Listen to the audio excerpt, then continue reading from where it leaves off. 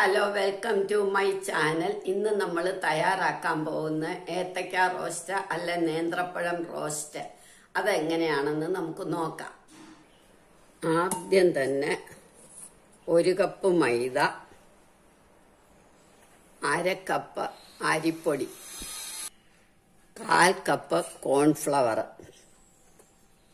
അല്ലെങ്കിൽ കൂവപ്പൊടി ആയാലും മതി, 1 നുള്ള ഉപ്പ്, 1 ടേബിൾ സ്പൂൺ പഞ്ചസാര. ഇതെല്ലാം കൂടെ നമ്മൾ വെള്ളം ഒഴിച്ച് നന്നായിട്ട് ഇളക്കണം. ഇനി ഇതിനകത്തേക്ക് നമ്മൾ കളറിന് വേണ്ടി സ്വല്പം മഞ്ഞൾപ്പൊടി നന്നായിട്ട് ഇളക്കി വെക്കണം. ഇനി ഇതങ്ങോട്ട് മാറ്റി വെക്കാം. അടുത്ത പാത്രം എടുത്ത് അതിലേക്ക് 1 കപ്പ് അവല്,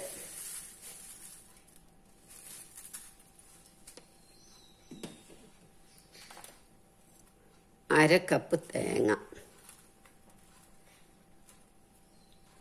ഇനി 2 ടേബിൾ സ്പൂൺ ശർക്കര. ഇല്ലെങ്കിൽ അവരവരുടെ മധുരത്തിന് പാകമായിട്ട്. ഒട്ടും വെള്ളം ഒഴിക്കണ്ട. നമുക്കിത് നന്നായിട്ട് ഞെരടി വെക്കണം. ഇത് ഞെരടി കഴിഞ്ഞു. ഇത് നമുക്ക് അങ്ങോട്ട് മാറ്റി വെക്കാം. ഇനി നമുക്ക് എണ്ണ അടുപ്പേ വെച്ച് തീ കത്തിക്കാം. മൂക്കുമ്പോഴത്തേക്ക് നമുക്ക് പഴം എടുക്കാം. എണ്ണ അടുപ്പേ വെച്ചു മൂക്കട്ടെ. പഴം എടുത്ത് നമുക്ക് തൊലി കളയാം.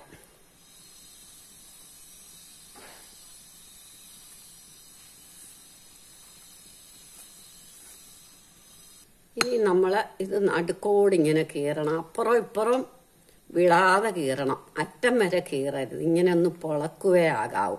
എന്നിട്ട് ഈ അവലും തേങ്ങയും ശർക്കരയും കൂടെ ഉള്ള ഇതിൽ നിറയ്ക്കണം.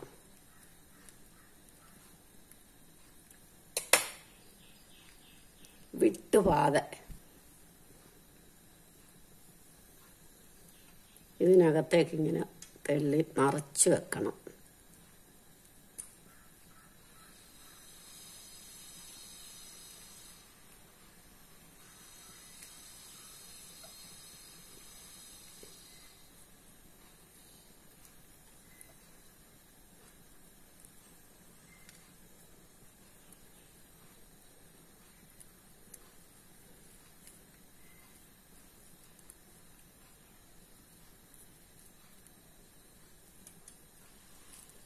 അത് കഴിഞ്ഞ് നമ്മളിതിങ്ങനെ അങ്ങ് അമക്കും.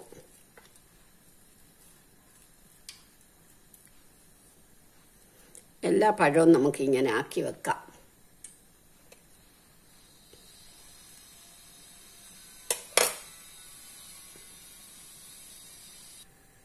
ഇനി നമ്മൾ പഴം ഓരോന്ന് വീതം എടുത്തിട്ട് ഇതിനകത്തേക്ക് മുക്കണം. മാവിനകത്തേക്ക് മുക്കി നല്ല കോട്ടിങ്ങോടെ മീഡിയം ഫ്ലെയിമേ ആകാവുള്ളൂ. ഇങ്ങനെ മുക്കിയെടുക്കണം. അത് കഴിഞ്ഞ് ഇത് അടുപ്പയിലേക്ക് ഇടണം. എണ്ണയിലേക്ക് ഇടാം.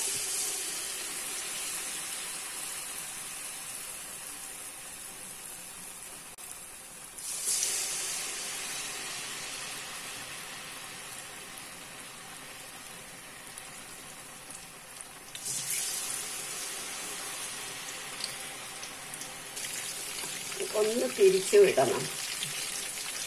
ഒരു സൈഡ് മൂക്കുമ്പോൾ മറ്റേ സൈഡ് ഒന്ന് തിരിച്ചിടണം.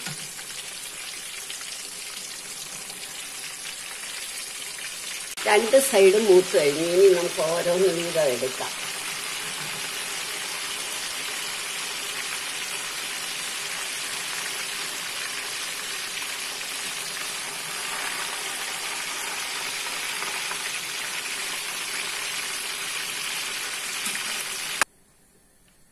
ഇനി നമുക്ക് അടുത്തതും ഇടാം.